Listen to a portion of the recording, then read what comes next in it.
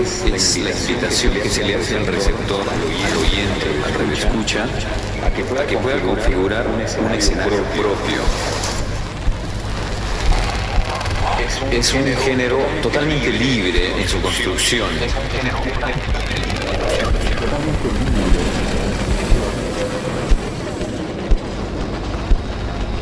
Radio art is the invitation that we make to the receiver, the radio listener.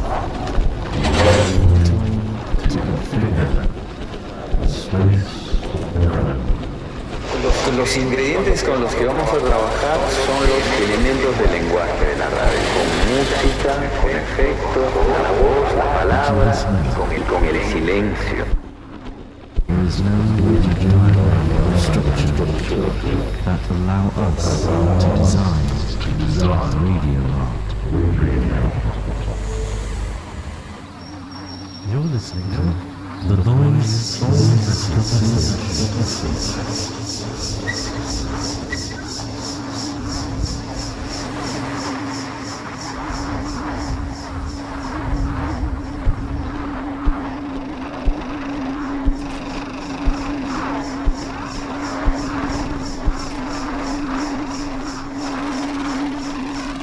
Para una mejor escucha, recomendamos el uso de auriculares.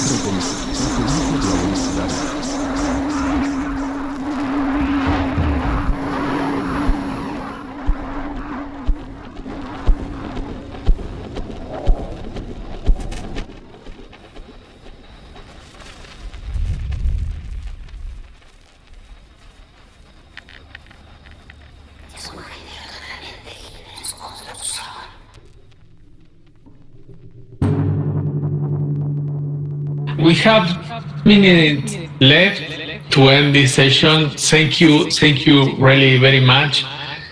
Very ritual conversation. So what are you doing with it now? What is the plan? What is the plan? We archive the conversation for a short time, and then I start to edit and do the montage for the radio program, organize the conversation in a not linear way.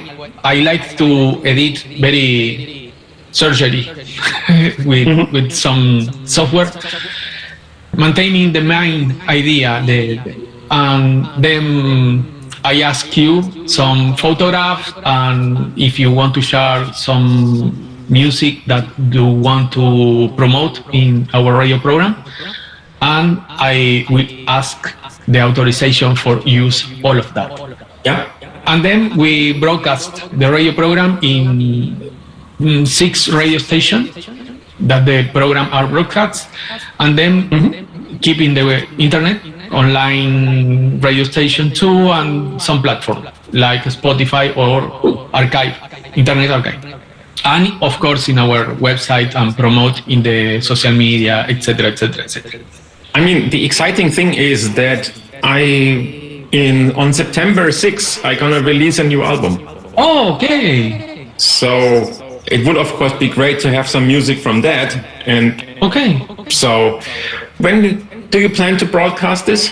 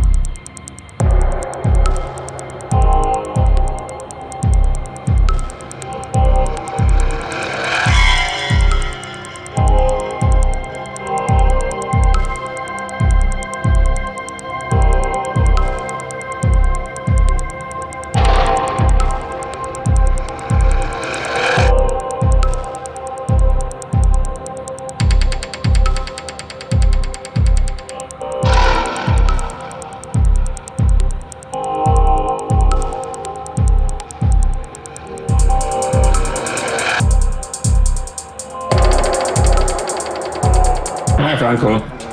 Hello? Yes. Can you hear me? Perfect. Great. Good day.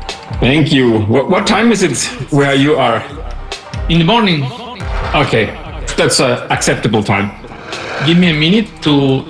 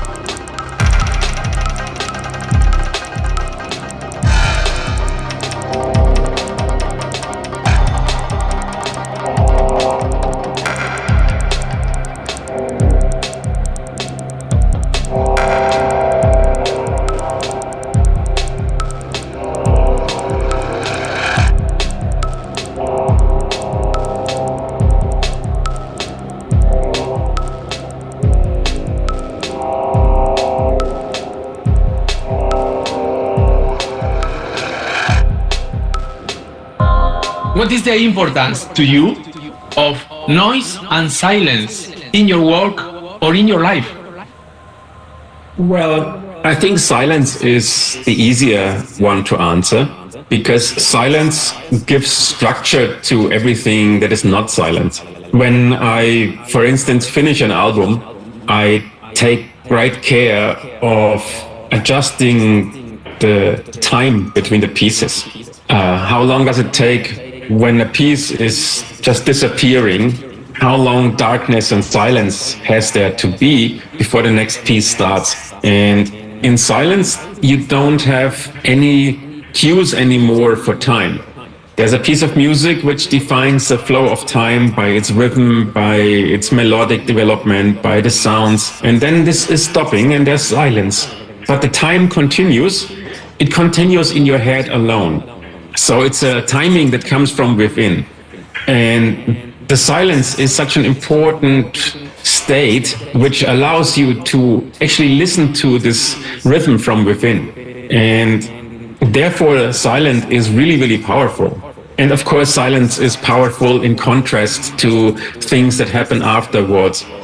I also have a bit of fear of silence in music because suddenly when the silence is gone, your brain is free to think. And then you start thinking about what you just heard. And it's similar to how people are afraid of silence in communication. When people talk with each other and you don't know the other person very well and you start being quiet for too long, then it becomes uncomfortable because people feel that the communication is broken or that something is wrong. And it's only because someone for a moment decides to let the present be present and listening back to the past. And I think silence is really, really interesting and important. It structures everything. And noise, well, it's the opposite. It's the crazy random madness that in some ways is similar to silence because it's overwhelming. So noise in its classical definition of perfect random information is also completely empty. It's basically very loud silence. And anything between silence and noise is somewhat structured. And that is the interesting part. So silence and noise seem to be the two extremes, but they meet. So it's kind of a circle where there is silence and noise next to each other, and then comes the whole world of music and of language, and yeah.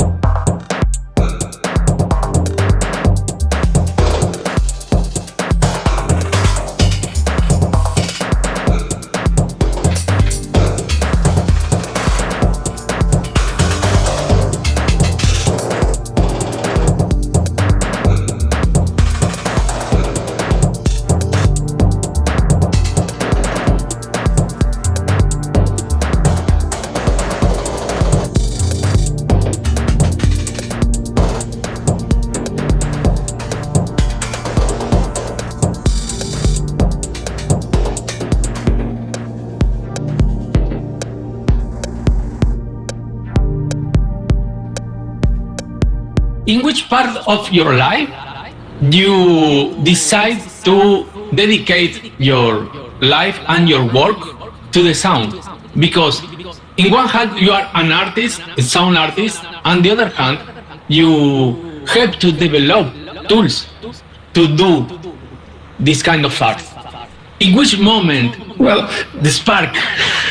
I discovered electronic music when I was a teenager, maybe 14, 13 now, and I started listening to Tangerine Dream and Kraftwerk and Jean-Michel Jarre and later electronic pop music.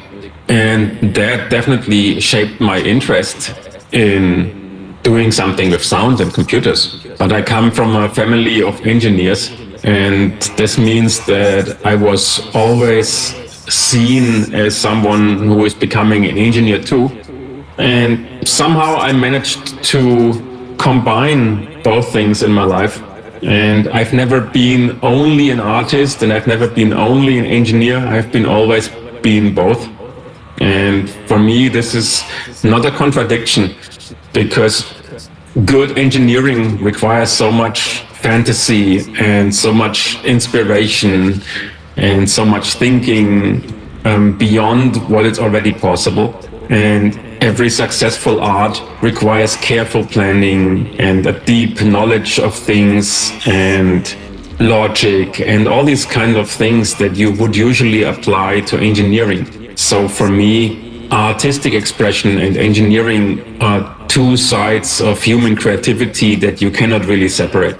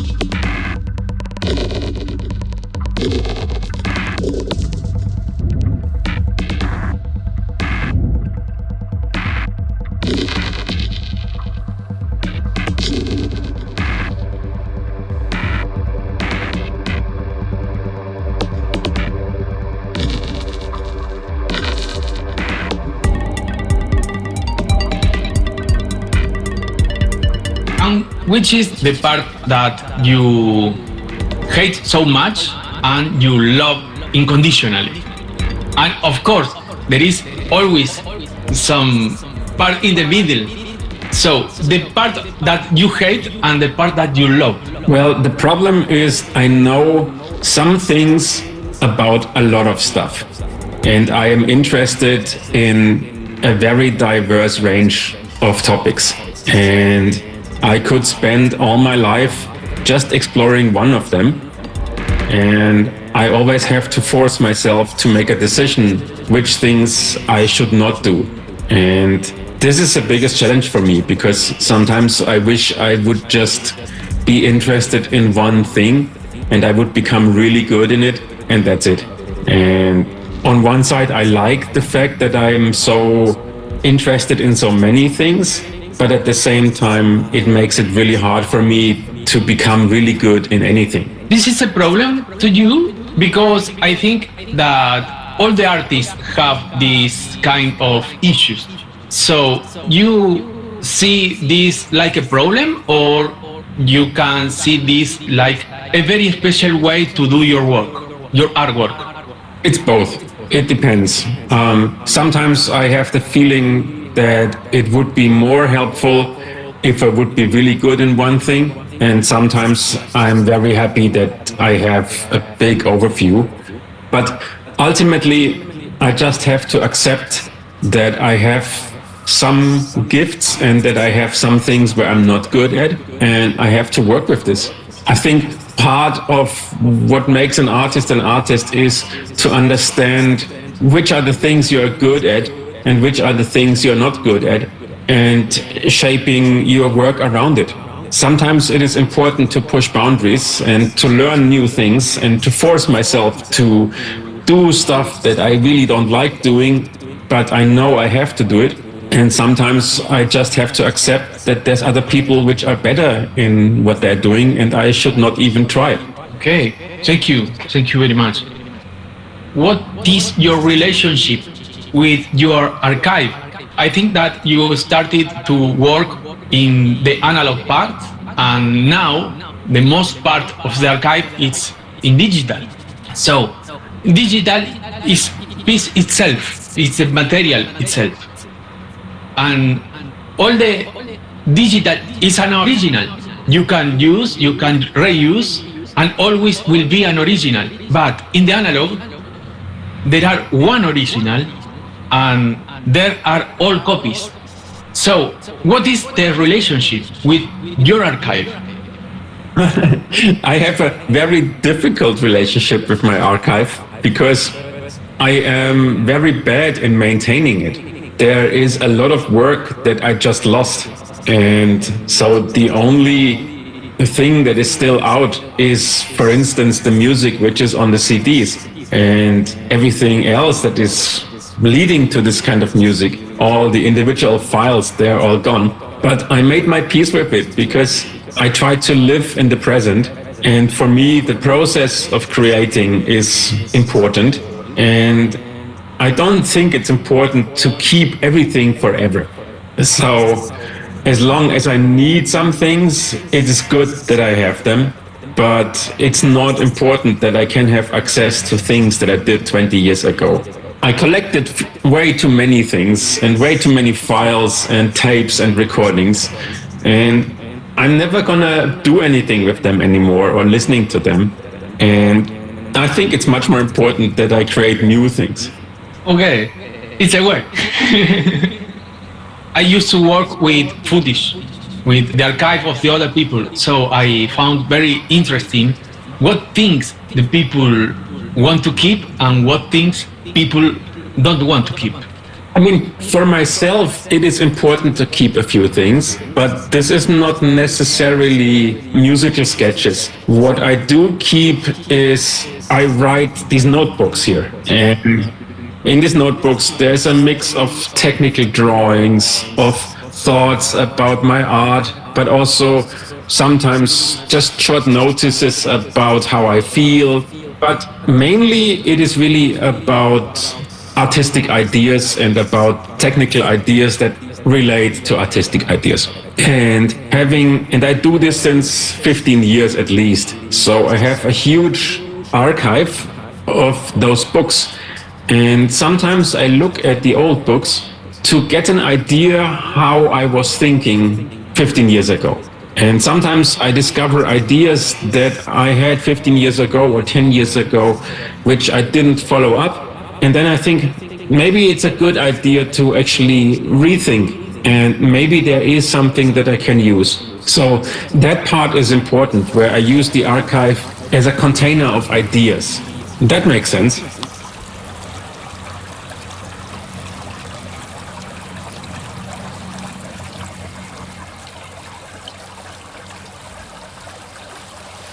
El ruido es el mensaje.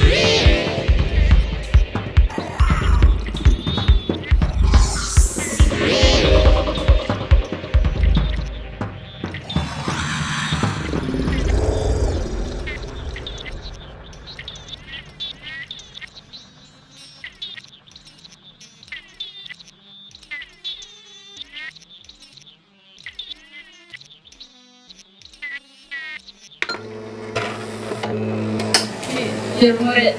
Qual era la. Non me lo ricordo più. Il rumore è il messaggio.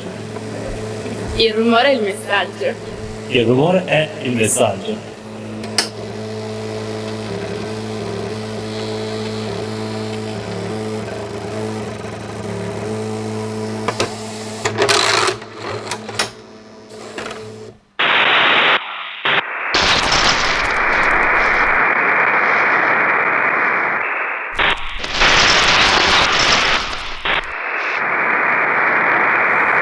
I want to ask you, what is your appreciation of the current situation of the music industry in relation with the artist, with us? Because in this way, I saw that experimental people, experimental artists, electronic artists, have a very special situation with the music industry today, especially today. So, what is your appreciation of the current situation? Well, it's very complex because it depends a lot on the perspective. From the perspective of a creative person, things are very interesting because we have all these amazing tools and all these amazing opportunities. We have an amazing opportunity to exchange our ideas with the whole world. We can do something and share it all over the place with everyone. So from a pure creative perspective, I feel that times were never better in some way. But this comes, of course, with a price. And it comes with a price from two sides. The one side is that being able to compare yourself and know everything about what everyone else is doing is often very intimidating, very inhibiting. I think there is some importance in isolating yourself when you are creative, because if you constantly listen to the voices outside your head, it becomes very difficult to listen to yourself and figure out what is it that you really want to do. What is it you're really interested in? If I want to explore something, and if I have an idea what I'm curious about, but then there's 20 people around me who tell me that someone else already made this much better and that I should look at this because this is the new thing, or I should look at that because that is more important. How can I define or develop my own voice? In order to develop your own voice, you really need to be separated from the rest. I think this was easier before the internet, simply because it was much harder to get information. And on the other side, which is a very, very difficult situation, it's about this whole music market, which is in a similar situation as the art market, where suddenly completely different things are important than artistic quality in itself, which when I started creating electronic music in the early 90s, it was a small community of people, and we did things because we believed in them, and we were not concerned about making money with it because it was not an option anyway. And nowadays the situation is very different. For a lot of people, making electronic music become their income source. And if this is the case, then of course you're much more dependent on politics, on the overall economic development of the world and all these kind of things. So suddenly being not able to tour because of a pandemic, not getting paid enough because of Spotify's algorithms, being replaced by music made by an AI, all these things are suddenly becoming threatening. And artists are nervous, and artists don't know how to deal with these changes. And this, of course, removes a lot of the freedom that I experienced 30 years ago, where those questions just were not relevant. This is, if you think back about the earlier question about me being an artist and being also a software developer, engineer, apart from the fact that engineering is, of course, also a bit under threat by AI, I have the luxury that I don't need to survive entirely from my art. And the fact that I can do things because I like to do them, and not because I believe I have to do them in order to make money. Gives me, of course, a very luxurious position where I have some freedom. I can start new projects without knowing if they will be successful or not. And that is quite some luxury. So nowadays, for a lot of artists, the situation is very different. And if you rely on getting booked in clubs, or if you rely on state funding and those things change, then because either the clubs are not existing, or the taste changed, or state governments decide that funding of the arts is not relevant, then this is something that has a big influence on the artistic production and of the development of art. Okay. That was a long talk, sorry. No. No, it's wonderful. Ciao, Gerardo.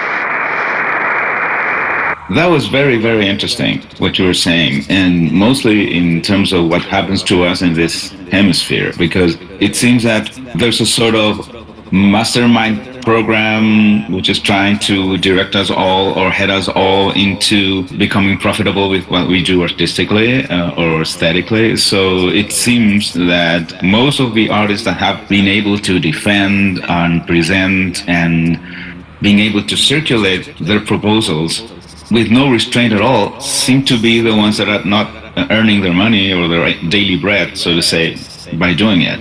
And it seems that it's presenting more like a solution to the fact of delivering what you want to deliver in your terms and your conditions, not because of this artist selfishness or artist ego, but because you have a certain vision. And we've been dealing with that with Franco since we started talking to colleagues around the world, that it seems that works of art, more like projections of ourselves, seem to be sort of autonomous entities that use us to travel around the world, just like kids, so to speak. And kids that when they grow up, they come to visit you once in a while to have lunch with you on Sunday and stuff.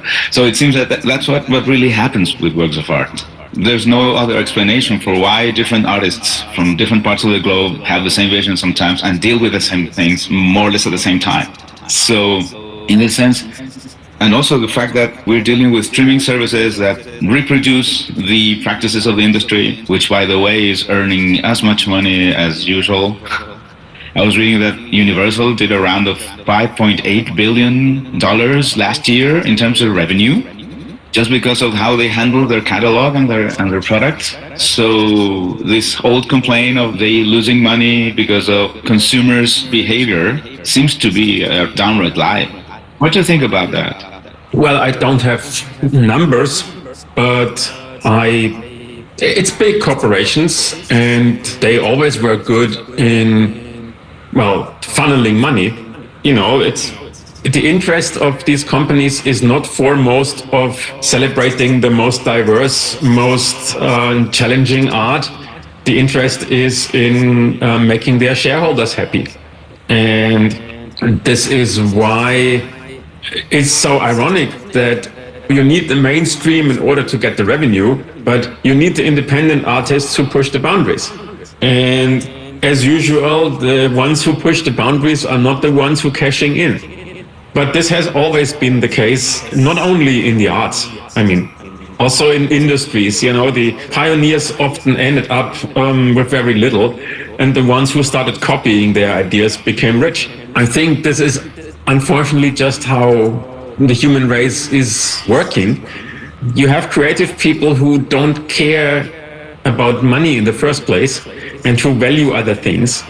And you have those types of people who care about power, about everything that comes with earning money and with claiming their own fields. And ultimately, these people, by what they're doing, have the power to shape this world. Universal and all the big companies, of course, can shape the world far more than a singular small artist. But it was always the case. And ultimately, I think, from an artist perspective, I can complain about it if I feel it's really wrong. But there's so many things where I feel they are really wrong on this planet. And I also have to use my power of complaint wisely. So I try to do the things I believe in for myself, and I try to make decisions as much as I can based on some artistic, personal, human ethic, and I make compromises as everyone else.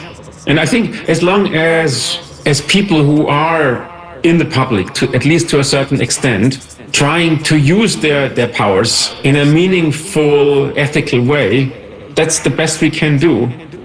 But yeah, our powers are also limited. So if I, as an artist, to come back to really basic things, if I, as an artist, think Spotify's policy is unacceptable, then there's only one chance. Then I have to say I don't do Spotify. And either I make this decision for myself, or I think the deal is not good, but it's better than nothing. So it's up to me. Great, excellent. I went for the first one. For me, it's actually, I think I'm still on Spotify because I don't do it by myself. But yeah, it's an interesting one. Because it also is a question of how much power do I have with my, I don't know, how much streams I have in Spotify. I'm not looking at these things, but I would believe that it's not relevant in any larger scale. And therefore, if I'm saying I don't want this anymore, this is really just a symbolic gesture from my fans, but it makes no difference whatsoever. So this is what I mean with use my powers wisely. If there's things where I have a stronger impact or where I have a stronger moral opinion, then it's easier. So, for instance, if I play in a country where at a festival, which can only exist because people who are very high up in the hierarchy there allow it or fund it or whatever, and this is the same country who has a very bad record in human rights violations. And I know that pretty much everyone who is in the audience, in order to be the audience, must be somehow not someone who is critical with the system. So if all these things come together, then do I do this even if they offer me a lot of money? Yes, no. So if it's very clear and simple, like, do I like to play for a wedding in Saudi Arabia? No. But I know people who would say, hey, it's easy money. Sure, go for it. Yeah. But then there's also cases where it's either not changing much, like if I leave Spotify, no one cares. Absolutely no one cares in the large scheme. Or there's situations where I would say that the benefit or the frontier or the enemy is not that clear. Because I can also play at a place in Berlin where the owner is an idiot. You know what I mean? Where do I stop? El ruido es el mensaje.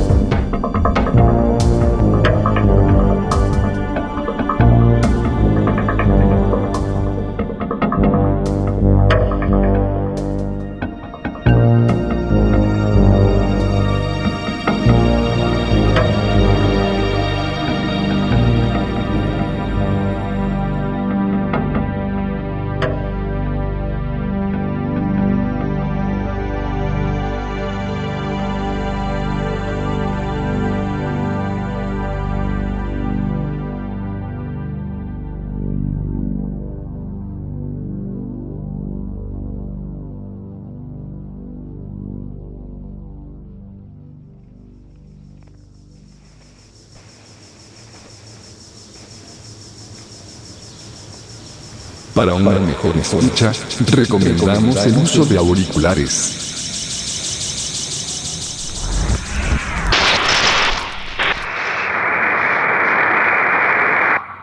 Well, my name is Robert Henke, and I am an artist who is interested in developing tools, and I'm someone who is developing tools and who is interested in art. And I work with computers and with sound and lasers and light, and I create music, installations and performances. And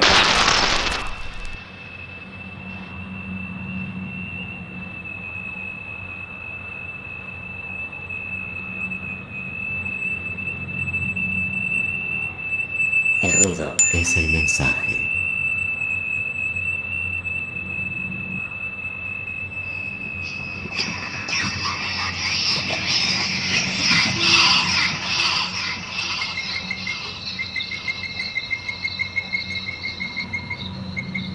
Vamos por más, dice la rana, escúchame, ¿eh?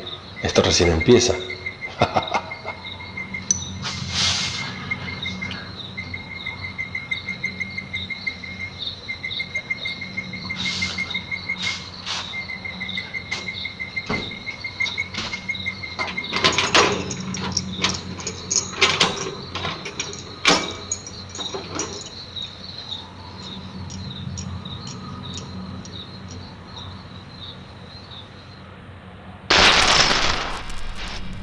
let's stay in touch, and if you need anything, let me know.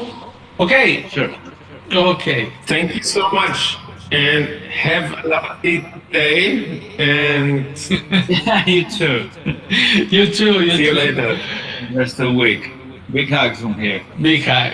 Ciao. Ciao.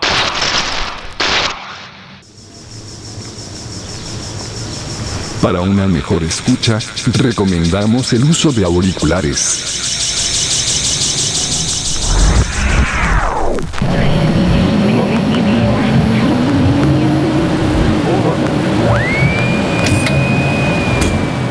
El ruido es el mensaje.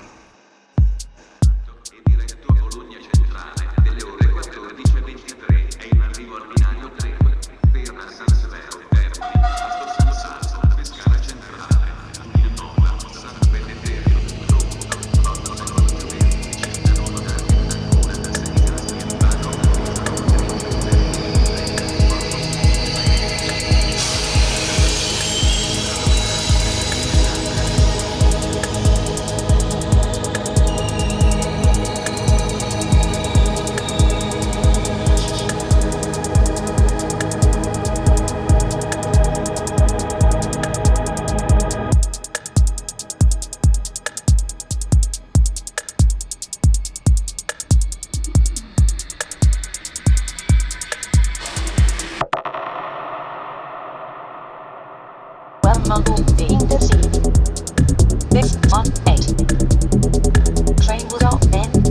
Ancora l'Italia fanno Rimini, Siena, Oliva era Pesaro, Riccione, Severo, Terra, sostanziale. And to the right.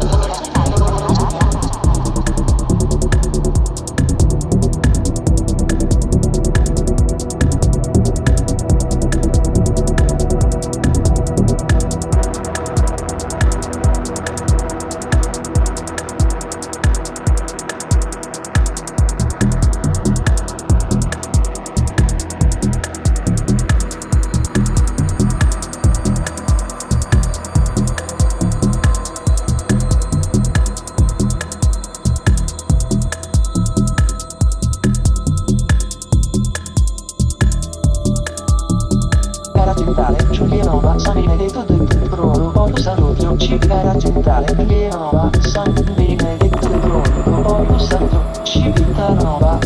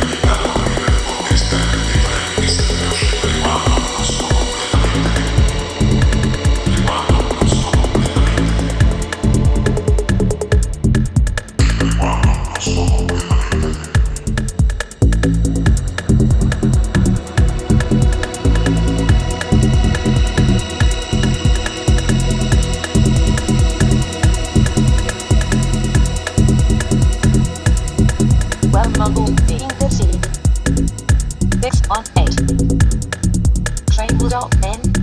Ancora di Gallia fanno Rimini che Svenna Oviva e Pesesero Riccione San Severo Terni Vato Stanzali Until the right Corona Centrale.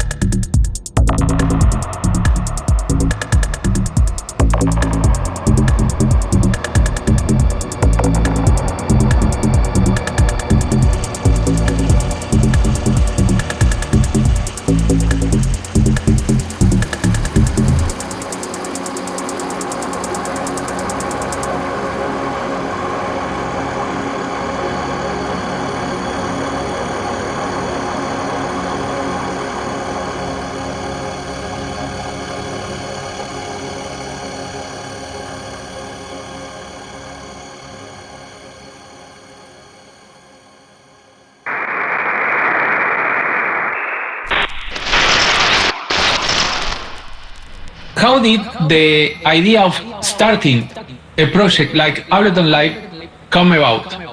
And what point did it stop being a hobby and became part of the creative workflow?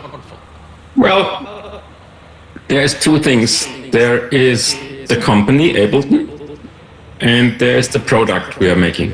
And the decision to start a company has been made mainly by Gerhard and by a colleague of Gerhard with whom he worked at Native Instruments in the time before we founded Ableton.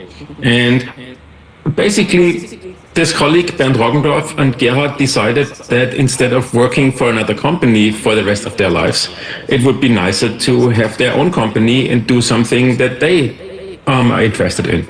And they brought in a third person, Jan Bohl, who was a finance person. And these three people actually decided to found their own company. And Gerhard was asking me if I would like to join. And this was in early 1999. And at this time, it's just started to become a bit more successful to make music for me. And I decided at the beginning against becoming part of the company because I had the impression that if I start a company, I will stop making music. And in retrospective, I think this was a very wise decision. So I did not start the company, but when the company was finally established legally, Gerhard came back to me and said, "Hey, Robert, we need you here because I would like you to be involved in the product we create."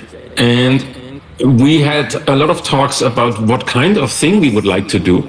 And it became very clear to us that Gerhard and me have an experience with working with computers in a way that was not standard in the 1990s.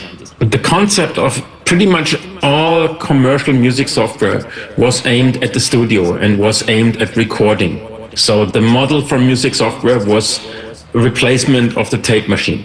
I mean, Pro Tools is a great example, but also sequencers like Logic, Cubase, they were all based on this idea of a timeline and of playing notes into a timeline. And we had a different experience because we came from building our own tools, step sequencers, drum sequencers, and from performing music with computers in a performative way. And this idea of creating a software that works in a more performative mode and a music software that allows people to express themselves who are not virtuous piano players or virtuous instrumentalists who can just record a take. This kind of model didn't exist. And this is what was so refreshing when Live came out, that suddenly there was a tool that people could use who had a different access to music, who came from a more experimental DIY background, who came from a DJ background, or from a background of visual arts or anything, but not classically trained musicians. And this is basically how something that we created because of our own needs became a commercial product. And in your creative process, it's your main DAW, you experiment with other DAWs, or? Well, I occasionally look at other DAWs simply because I have to, as part of my job at Ableton. But in my own work, I try to work with a very limited set of tools because every new tool you have to learn. And I rather want to have a few things that I know very well and explore them in detail than being forced to learn new tools. There's an amazing amount of really, really creative stuff out there, but every single of these programs are so deep nowadays that exploring them is something you can spend the rest of your life. There's really, really complex synthesizers out there. There's really complex things that are in between synthesis and structure creation. There's all these algorithmic tools. There's an abundance of things. And since I have a setup that has been grown since almost 30 years now, I'd rather stick with my tools and try to find something new within my existing tools. For me, as an artist, I'm not interested in finding new things in new toys or in new tools or instruments. I try to find new things within my own set. So I leave the exploration of new things to probably people who are in their teenager times and still have the energy to explore everything. I found Ableton Live. I use since 14 years this tool to precisely to edit this radio program and to make some radio art pieces. Was not my first choice. I edit in audio, in analog and in digital since 1994. And the first time that I saw Ableton Live was the Live 8 version. Was very, very shocking. It's totally different when you came from the analog way to edit.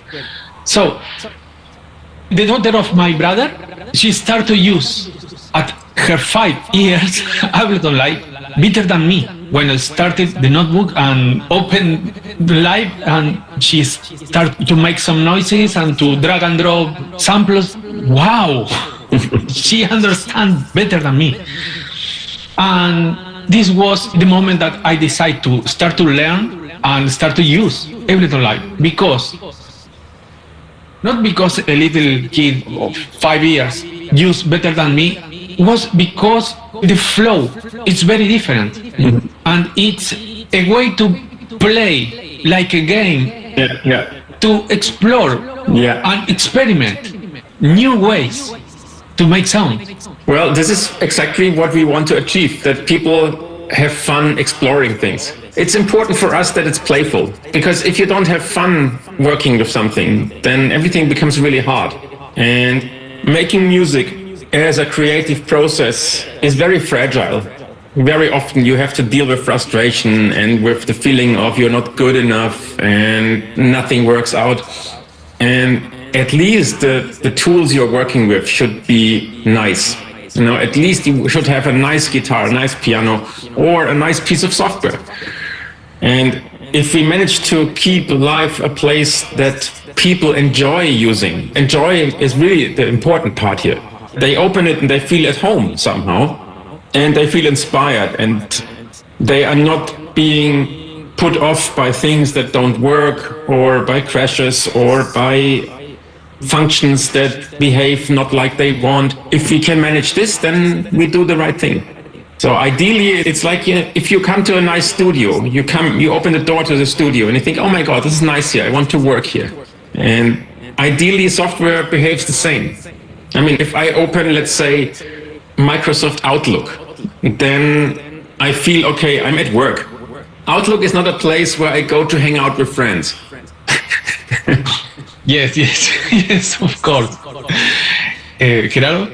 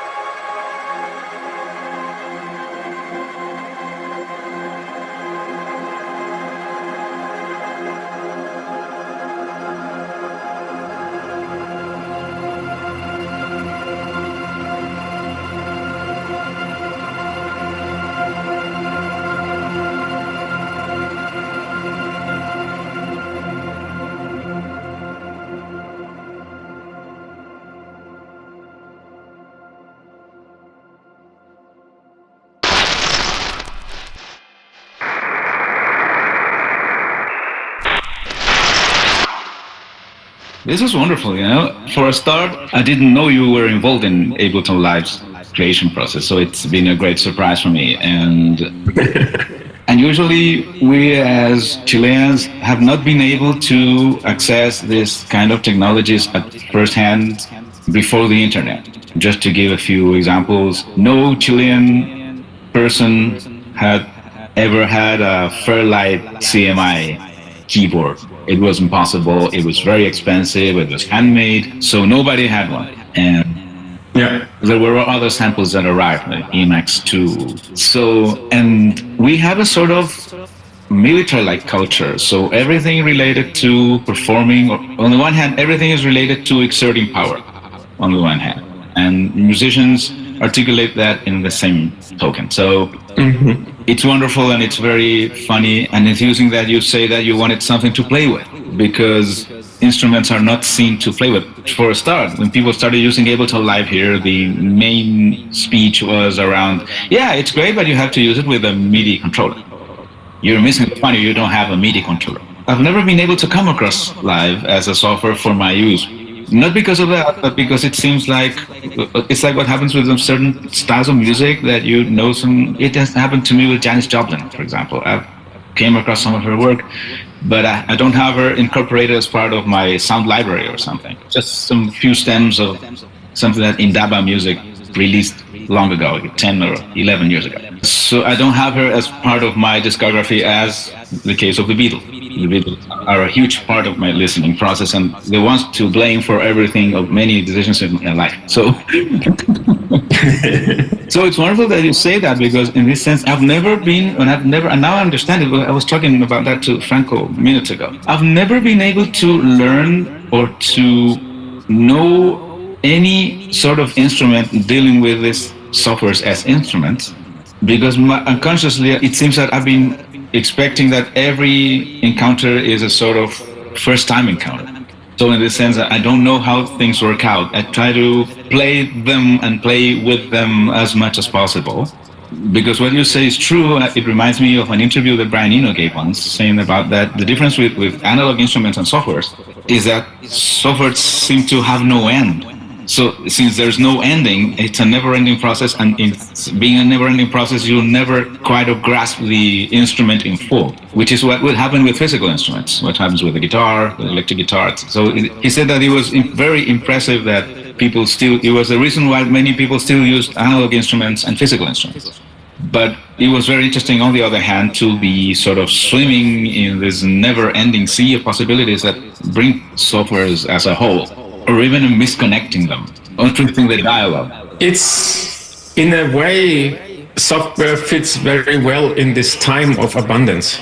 When I started making music, it took me more than a year of hard work till I could afford my first synthesizer, which was a 6-voice analog synthesizer with 1 filter and 1 envelope. And I had a cassette deck and a Walkman and a self-made mixer. And, you know, that was the beginning of my music making. And this was as reduced as it can be. And so I learned to deal with limitations. And nowadays, the challenge is within this abundance to find your own way. I believe that this is a really, really, really big challenge for artists these days, to find their own voice. Because when you are limited by your tools, first of all, your tools already define a working process. And second of all, in your limited tools, you are so eager in finding your own expression that you are really, really pushing the limits very, very hard. And if you have everything on your fingertips, and yeah, here's my piano riff, and here's my drums, and here's my vocal tracks, and if you're totally not motivated, then just open RUIDO and type in moody music, 150 BPM cello. I find this a really, really tough challenge for artists. How do you develop a personality? How are you able to listen to yourself with all that? I mean, I don't say that it's not possible, because I have a strong belief in the curiosity of people. And I have a strong faith in young people looking at whatever is out there, including AI tools, and just using them for their own benefit and do something with them that is completely different from what we think they should do. And it's going to be great. But at the same time, it's also clear that it's new challenges. And these challenges are very different from the ones we had.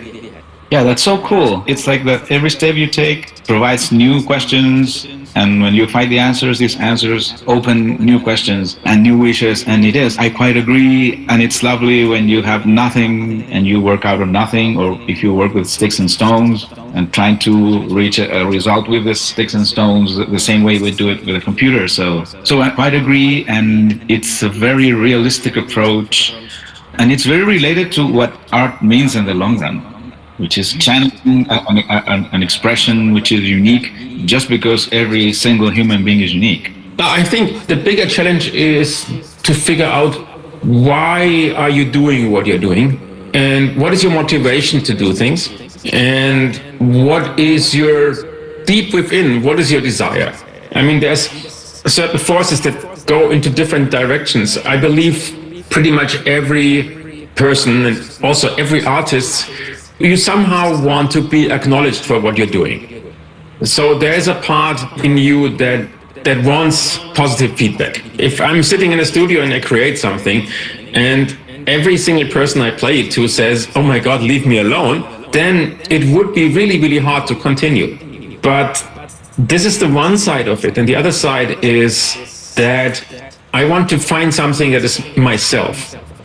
And this is kind of decoupled from the external feedback. This is something where I say, I want to achieve something and I have an idea where I want to go. And if I feel I didn't achieve it, then it doesn't help if my friends say, "Oh, this is great." Because if I personally don't think it's great, it doesn't matter if everyone else tells me how great it is. And so this is a bit of a challenge with being corrupted, maybe even by external feedback. In this regard, I believe that success is a very, very two-sided thing. If you are too successful too early, it becomes really hard to maintain creative because suddenly there's so much external pressure and so much expectation. And if you are not that successful, it's much easier to experiment because it doesn't matter anyway. And what would happen the other way around? You find something you love in the process, the more you listen to it, the more you love it, and the more you show it to people, the more they hate it. What happens in that scenario? I think that doesn't happen because if there's something I really believe in, then I'm also pretty confident that I'm not the only one. But there is an experience that I think probably every performing artist already had in their lives. And this is that you are, for instance, the wrong person at the wrong place at the wrong time. So the story of our lives. You do your best, you arrive on stage, you try to deliver something. And from the very, very first second, you notice that no one likes it. And this is a tough moment. But the thing is, it's not true, because if you have at least 10 people in the room, chances are good that one of them actually likes it because it's different. And the thing you have to do then, or that how I survive these moments, is I focus on these few people where I sense they like it, and I ignore everyone else, and I play for them. And that is, of course, a challenge. But at the end, typically in such situations, at the end, this person or these 2 or 3 people come to you and say, "Oh my God, this was the best thing I've seen in a year." And they are completely happy. And then you just have to ignore all the others. So it's an interesting practice, playing in front of a hostile audience.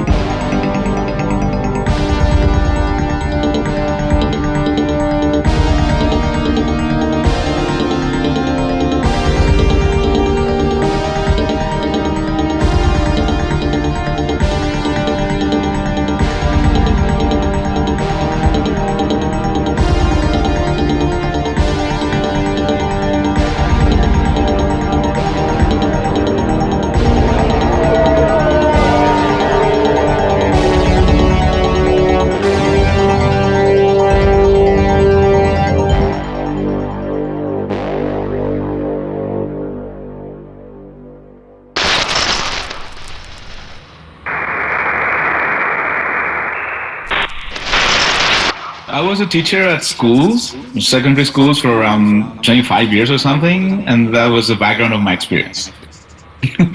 Hostile audience.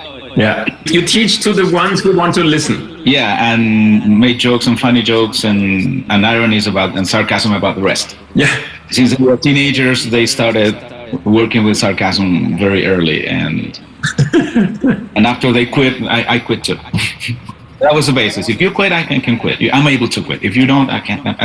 You're obliging me to follow the law. And yeah, it is. It happens that sometimes when I remember the first time I performed live in front of unknown people, which was in 2005, and I noticed that everything was out of control. Mm-hmm. And I kind of sensed the attention I had over me, and the fact of having people so attentive was a huge surprise, considering this background I was telling you about. Yeah. I remember I used some jogging CD players to play. I prepare some CDs in loops and I combine them, and sometimes I forget where things were. And everything was sort of dark, and I had no lamps at all, so I didn't know what I was doing. Sounds great. Yeah. Lovely. And by the time I finished, I saw in this darkness that somebody came around and took one of my CD players. And I thought it was some people from the crew. Okay. And then I noticed that they stole me the CD player. So I had 3 of them, and then I started playing with 2 of them, and I was asked about the other one. I said, somebody stole it from me at my first performance. So now I noticed that it was a token of appreciation from this person. And doing that, it just reinforced my desire and my wish and my pull towards continuing. Because as Sandra used to say, resist me, make me strong. So exactly. Yeah. Living at that proverb for around 10 or 15 years. So that's why I said it was a story of our lives. Always. Yeah, absolutely. Yeah. Feeling out of place and always feeling that you don't fit. And after 2, 3, or 5 years, people got accustomed to what you do, and then the expectations come. And I'm not sure if it's something unconscious, but I've been able to get rid of all the expectations concerning my work and my life for years. So nobody's absolutely happy about what I've done. I wish I could say that. It doesn't always work out right, but it gives you an idea of what to accomplish and what are your further goals and what are your precise goals. It's very easy to confuse them or mistake them when you start receiving this much attention and yeah. So it's very stimulating what you say. Confirms that following our intuitions and our longings is the number one key to achieve everything, even when you feel you start compromising. Yeah. As we talked about last week. Yes. Well, that's great. It's wonderful. Thanks so much. We're in a good way. And we're fighting the real and the important fight because of that. A moment ago, you talked about knowing your limitations and finding your own way or zone in it. Do you feel you have found your own zone, or are you still searching? I think when I stop searching, I should stop working, because there is no end. Every time you learn something, you also understand what you can learn next. And I think this is the beauty of pretty much everything we do as humans, that when you open a door or when you climb up a hill or whatever you do, this is the point when you notice that there's so much more to discover. And either more to discover in a broad way, and you say, I could go in this direction or this, or more to discover in terms of, okay, I can go very deep in this detail. It's the same with knowledge. When you don't know a lot about a topic and you read one article, then you believe you know it. And then you read 4 or 5 articles, and then you start to understand that you don't know anything. And with the arts, I feel it's very much the same. You learn to play an instrument, for instance. And at the beginning, when you have your first success, you play your first little song with it, and you think, okay, my fingers are doing what they're supposed to do. Then you think, I do this for 3-4 more years, and I'm a really, really good player. And after 15 years, you still think, oh my God, this is so hard to play right. And then you're listening to someone who is better than you, and you notice that this person is so much better than you. And there's so much more to learn. And I find this actually inspiring, encouraging, because it basically says that it's never getting boring. Okay, thank you.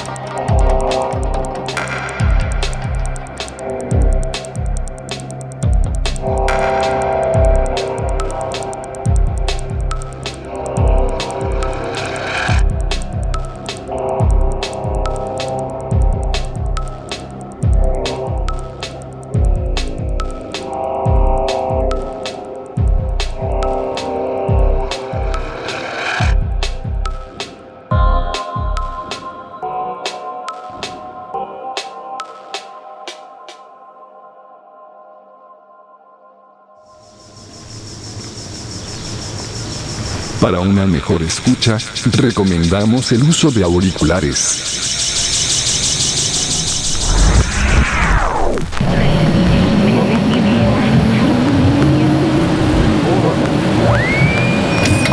You're listening to The Noise is the Message.